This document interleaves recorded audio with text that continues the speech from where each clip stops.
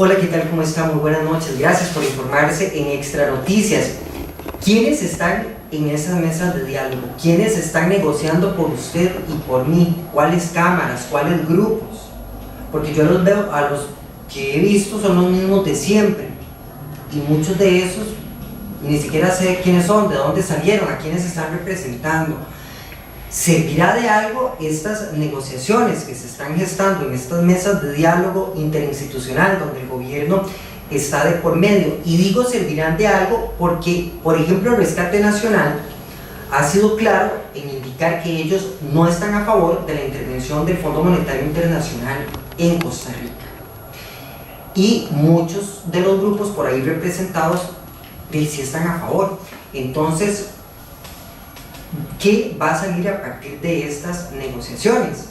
Por ejemplo, la ANEP se salió de las negociaciones, al igual que se han salido otros. El Movimiento Rescate Nacional, que fue gran parte de que llevó a este movimiento a las calles, quien lo llamó fue el Banco Popular para que se hiciera presente ahí, pero ni siquiera fue llamado a las mesas de diálogo. Entonces esto es como extraño. Esto básicamente viene siendo como las comisiones legislativas, que a final de cuentas, las comisiones de investigación de la Asamblea Legislativa, que a final de cuentas terminan en nada y es un puro show. Esto me temo que es lo que va a ocurrir en estas mesas de diálogo. Ojalá que no. Ahora saco mi optimismo. Ojalá que no, porque evidentemente todos tenemos responsabilidad de construir nuestra Costa Rica, el país que tenemos para vivir. Don Albino Vargas, usted está observando lo que está pasando, pero la ANEP no está en esas mesas de diálogo. Bueno, don Ale, muchísimas gracias.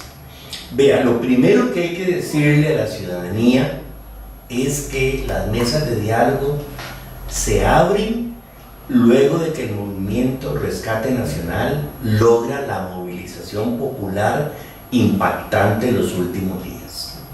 Si no hay esa movilización popular de Rescate Nacional, Carlos Alvarado no echa para atrás con la primera versión, ojo, la primera versión del convenio con el Fondo Monetario Internacional, que era el paquetazo de impuestos, ¿verdad? Yo lo que me vuelvo a lo que nos olemos aquí en ANEP es que el gobierno está haciendo una jugada política, ¿verdad? El gobierno está maniobrando otra vez para ver si consigue alguna base social para la nueva versión de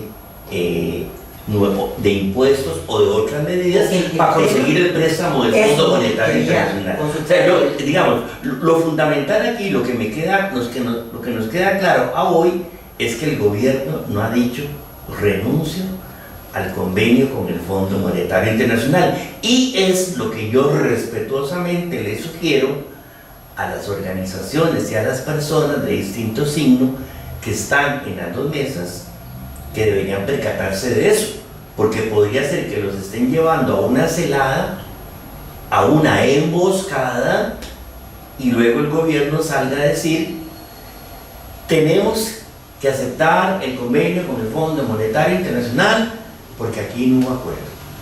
Entonces, lo que nosotros planteamos desde un inicio es que había que ser contundentes en esta dirección, por una salida nacional a la crisis fiscal sin el Fondo Monetario Internacional. Ok, don Albino, al día de hoy yo no sé si estaré equivocado, pero al día de hoy yo no conozco un plan B del gobierno de la República para no llegar a tocar la puerta del Fondo Monetario Internacional. Ya es para que se estuviera conociendo. Digamos que el gobierno no lo tiene por dos razones. La primera, creo que son muy incapaces en el manejo de la crisis fiscal.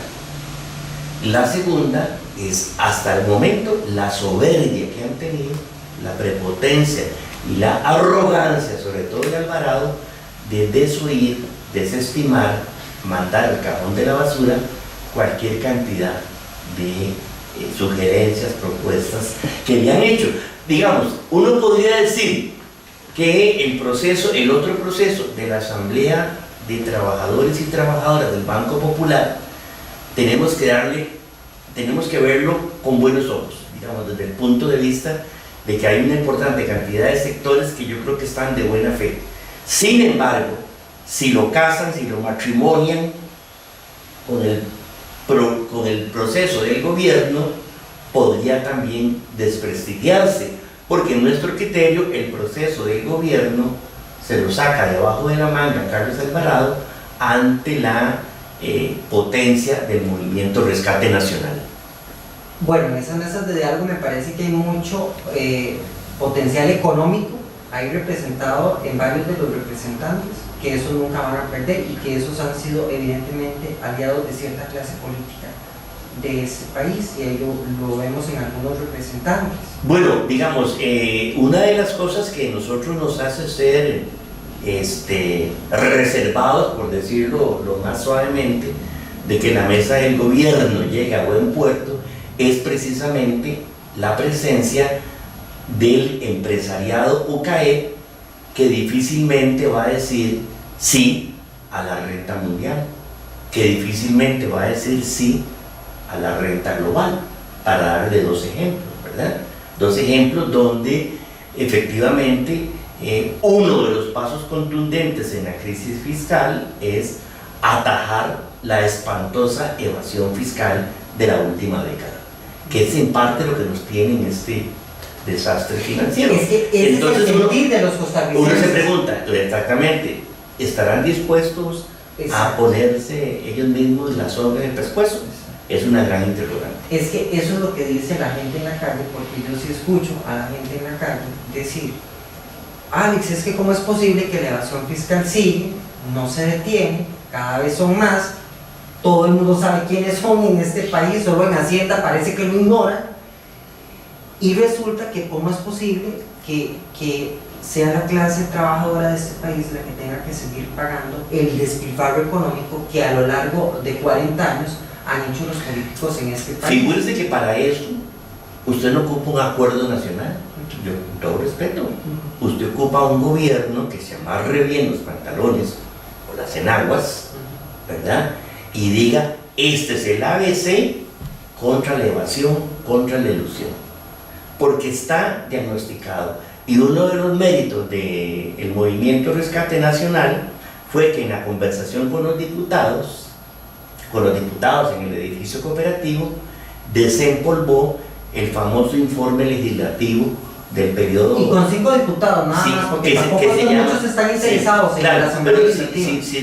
Si nos preocupamos por poner en la mesa el informe que se llama el informe legislativo de los papeles de Panamá, usted se va a encontrar ahí el ABC de entrarle durísimo a la evasión y a la ilusión fiscales, ¿verdad?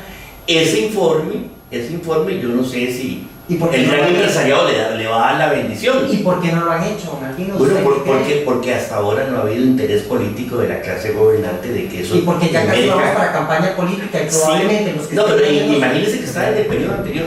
Okay. Ahora vamos a entrar en una nueva campaña política. Y ese es uno de los corazones del tema fiscal. ¿Quién pone? O como se dice popularmente, ¿quién casa? Y la verdad es que los de abajo hemos casado hace tiempo. Yo le mostré a ustedes, ¿verdad? Y aquí para sus televidentes, ¿verdad? Este compendio de, digamos, análisis de la realidad nacional de los últimos años, por lo menos hasta el 2015, hecho con especialistas y con otras organizaciones, donde nadie puede acusar a la ley que no tiene propuesta. Porque hemos estudiado la realidad nacional. ¿Cuántas de esas propuestas hoy son realidad o nunca les han hecho caso? Prácticamente ninguna, porque en el tema fiscal tributario no han hecho caso. En el tema laboral logramos, por ejemplo, la reforma procesal laboral, la más grande ley laboral después del Código de Trabajo.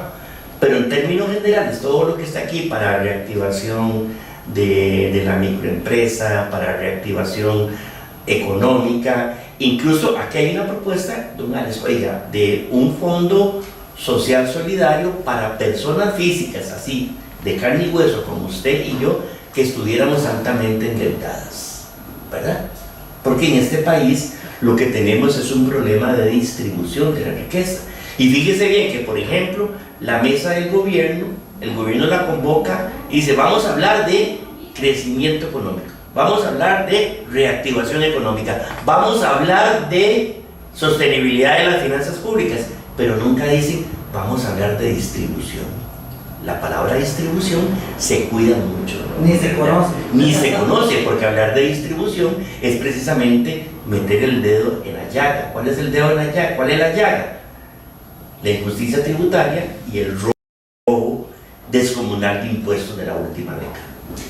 Llaman al Movimiento Rescate Nacional, y me queda un minuto, llaman al Movimiento Rescate Nacional así como, y lo digo con todo respeto, pero lo llaman así como por compromiso y gracias a la iniciativa de la Junta del Banco Popular. Sí, a mí cuando me parece que tuvieron que darle más protagonismo, porque fue el que movió el país. Sí, esas mesas de diálogo, repito, se están porque el Rescate Nacional y los miles de compatriotas que estuvieron en las calles y los que recibieron gases y garrote y todo eso, incluso hasta los mismos policías en las trifulcas, esa gran pelea entre el pueblo trabajador y el pueblo policía abre las mesas de diálogo. Yo creo que es un acierto que la Asamblea de Trabajadores y Trabajadoras del Banco Popular llame al Movimiento de Rescate Nacional desde el punto de vista que lo legitima.